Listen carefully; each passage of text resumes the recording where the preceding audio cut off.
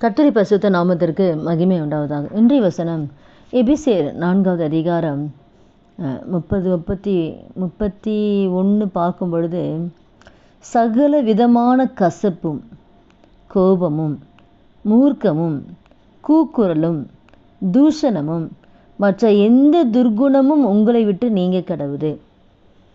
அப்போ ஆண்டவர் விரும்பாத இந்த சுபாவங்கள் நம்முடைய வாழ்க்கையில் இருக்கா நம்ம ஆராய்ச்சி பார்க்கணும். அதுக்கு மேலே பார்க்கும் பொழுது, அன்றியும் நீங்கள் மீட்கப்படும் நாளுக்கென்று முத்திரையாய் பெற்ற தேவனுடைய பரிசுத்த ஆவி துக்கப்படுத்தாதீங்க. அப்போ நம்முடைய வாழ்க்கையில் சாட்சியுள்ள ஒரு வாழ்க்கை இல்லைன்னா, நம்முடைய வாழ்க்கையில் சுபாவங்கள் மாறாவிட்டால், நம்முடைய வாழ்க்கையில் கனி கொடுக்கிற வாழ்க்கை இல்லாவிட்டால், ஆவியானவரை நாம் துக்கப்படுத்துகிறோம். அதிகமாக ஆவியானவரை துக்கப்படுத்துகிறோம். நம்மளுடைய பாவங்கள் நம்முடைய சுபாவங்கள் மாறாத நிமித்தம் ஆவியான துக்கப்படுறார். துர்குணம், இதெல்லாம் துர்குண லிஸ்ட்டில் ஆண்டு வைக்கிறார். கசப்பு, கோபம், மூர்க்கம் வந்தால் என்ன பண்ணுறாங்கன்னே தெரியாது, என்ன பேசுகிறாங்கன்னு தெரியாது. கூக்குரல், சத்தமாக பேசுகிறதும் துர்குணத்தில் வருது. கூக்குரல்னு நான் சத்தமாக பேசுறது, அதை சத்தமாக பேசுறது கூட தேவன் விரும்பலை. கூக்குரல் தூஷணமும் மற்ற எந்த துர்குணமும் உங்களை விட்டு நீங்க கடவுது.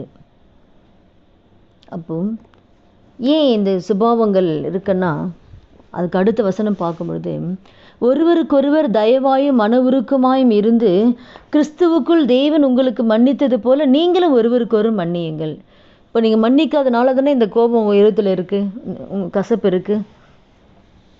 இந்த இவ்வளோ சுபாவங்கள் ஏன்? அந்த கோபம், அந்த அவங்க மேலே யார் மேலே கோவப்படுறீங்க, யார் மேலே அந்த கசப்பு இருக்குன்னா, அவங்க மேலே இருக்கிற ஏதோ ஒரு தவறுகள் குறைகள் நிமித்தம் தானே அவங்க மேலே உங்களுக்கு அந்த கோபம் கசப்பு வருது. அதுதான் வேதம் சொல்லுது, ஒருவருக்கு ஒரு தயவாய் மன்னித்தது போல் நீங்கள் மன்னிங்க. கிறிஸ்துவுக்குள் தேவன் உங்களை எப்படி மன்னிச்சாரோ அது போல் நீங்களும் ஒருத்தருக்கு ஒருத்தர் மன்னிங்க.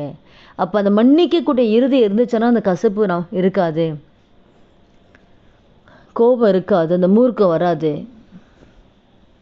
அதுதான் வேதம் சொல்லுது. இந்த நாளில் கூட இந்த வார்த்தை கேட்குற ஒவ்வொருத்தர் வாழ்க்கையிலையும் இந்த துர்குணங்கள் நம்முடைய வாழ்க்கையில் இருக்கா நம்ம ஆராய்ந்து பார்க்கணும். கனி கொடுக்கா விட்டால் அதை வெட்டி ஆண்டு அக்கினியில் போடுவார். கனி கொடாத மரமெல்லாம் வெட்டுண்டு அக்கினியில் போட போகிறோம். கர்த்தர் நம்ம கூட இருக்காரா இல்லையான்னு சொல்லி நம்ம கூட நம்முடைய வாழ்க்கையில் சுபாவங்கள் தான்